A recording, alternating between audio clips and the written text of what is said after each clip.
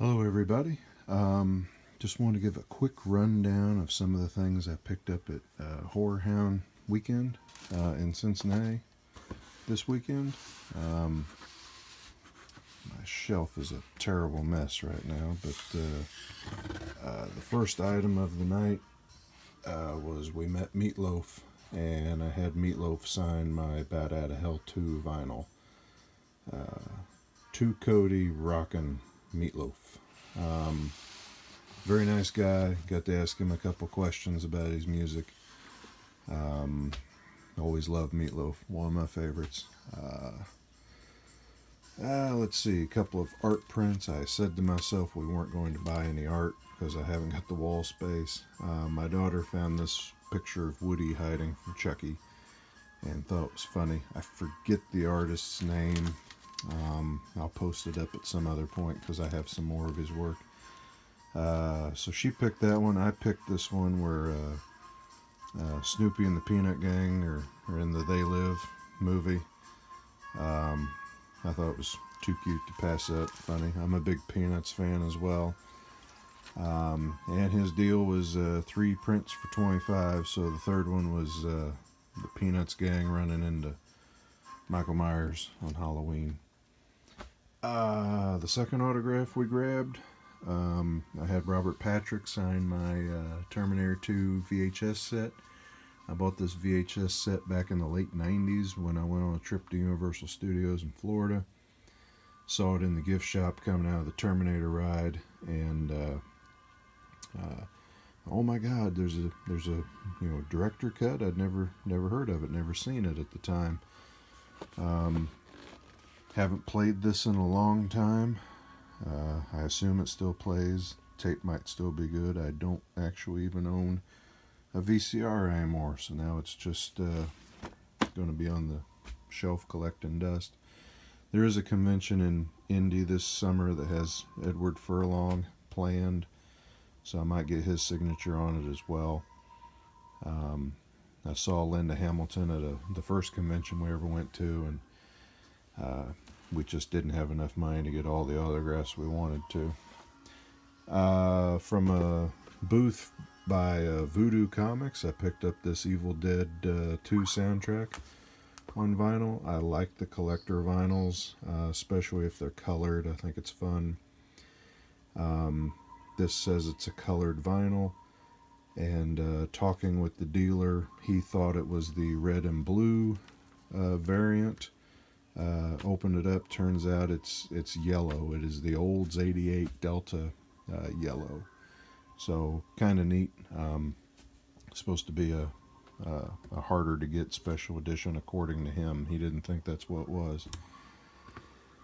From the Amok Time Toys booth, I got the 1962 NECA Godzilla that I've been wanting. My local toy store was not going to carry this. I'd already asked them about it. And Amazon, it was $25 plus shipping. I like the box. It's a nice box. It's a kind of a thick box, and I'd never seen the NECA Godzillas in this kind of box before. Before they were always in the just all plastic boxes. But there he is. He's got over 20 points of articulation, and he's got his flame breath. His flame breath is kind of heavy, and if you have it in, he just looks at the ground. 3 or 4 points of articulation in his tail. He's very heavy, too. I might actually weigh him out of curiosity, but when I picked up the box, felt like there was a brick in there. So moving right along, the T-800 Final Battle Terminator. Good sculpt in the face, the arms missing, the legs tore open. I really like this. I'd been looking for this for a while. Haggled with the guy on price a little bit, and he made me a good deal, I thought. It was in line, a little bit cheaper with what I've seen on eBay, a lot cheaper than what I've seen on Amazon, and this is the only time I've ever seen this one at a convention. Not that I've been to a ton of conventions, probably, I don't know, we've probably been to between 15 and 20, and I had yet to see that figure, so I'm glad I run across it. From a Mock Time Toys again, got the movie theater / bar gremlin. He's got the beer and the cigarette and the card deck, so you could set him up like he's at the bar. Or he's got the little popcorn bags for his ears, the candy, and the soda. So you could set him up like he's at the movies. I guess he's got 3D glasses too, at least according to the back of the box. I don't actually see 3D glasses in there, but when I open it up I might be surprised. Maybe they're with the popcorn bags. I have the Ultimate NECA stripe as well. Found a pin I liked. Phantasm, and the ball moves back and forth like it's actually, going towards the caretaker's head. I thought that was neat. Phantasm Sphere Christmas ornament. I'll have this out of the box at some point in another video. But I had seen this at previous cons and it was much more expensive than what I caught it for at this one. So I thought I had to have it. Evil Dead 2 Christmas ornament. Ash's chainsaw. I thought this was too neat to pass up. And it is a glass ornament, so I'm a little bit leery of ever hanging it on a tree because we've broke other glass ornaments before.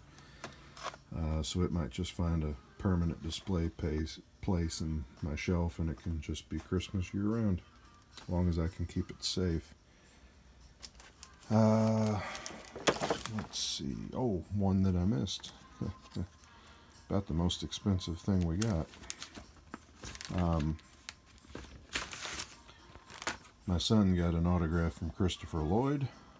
He was very nice, very, very cool to talk to. Of course, tremendous actor. Gotta love him. And then the last thing of the day that I picked up, because I couldn't decide if I was going to get it or not, was a piece of the cabin from Evil Dead 2. This is a piece of the cabin used in exterior shots. Of course, the interiors were all shot on a high school gymnasium stage in North Carolina. This cabin was built in Woodsboro, North Carolina, and the tool shed, all external shots were done there. This is from the Living Dead Museum and Gift Shop. Certificate of authenticity lists it as a cabin exterior wall, verified March of 19, and you can see their websites there, Living Dead Museum and EvilDeadWorkshop.com. They also sell pieces of the elevator and the escalator and brick from the mall in Dawn of the Dead in Monroeville, Pennsylvania. I think their shop is actually located in Pennsylvania. They've got rock from the mine from Day of the Dead, and then this wood from the cabin. If you purchased a piece of the cabin, they also had broken glass from the cabin and the coal chips that Linda was buried in.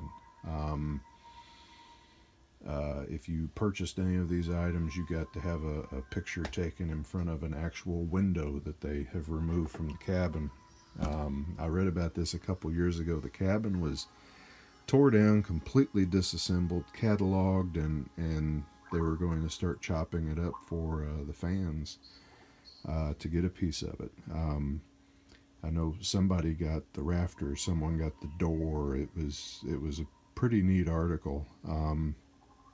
And they had at the show the window that is to the right of the door when you're looking at the front of the cabin, and we got a picture in front of it, so I'll throw that picture up at the end of this video. Again, this is just a quick rundown of what I got. Spent enough money to make myself feel sick, I keep saying, but we hadn't been to a convention in a year, so I think we just made up for some lost time. It was a good time, a lot of fun. I'd recommend going to HorrorHound if you can. You're in the Midwest. They do shows in Indianapolis, Cincinnati, and Columbus, I believe. I don't think they have any other show besides those three. And if you're in the Midwest, the other one that you can frequent that we go to is Days of the Dead. We do Days of the Dead in Indy, Louisville. Have yet to do Chicago. I believe they also do an LA show, Atlanta, and they're adding a Las Vegas show. And both outfits put on a good show. HorrorHound seems to have a lot more current guests. You got more Walking Dead, American Horror Story, things like that. Days of the Dead, you'll have people from Sleepaway Camp, more Jasons, more things from the 80s and 90s, a little more vintage, older horror. And HorrorHound gets the new actors, which also means it draws the bigger crowds. So if you're going to a HorrorHound, be ready for a crowd. They're usually pretty big. But I'm going to wrap that up for this video. Again, I'll go into more detail and closer looks at these things in later videos.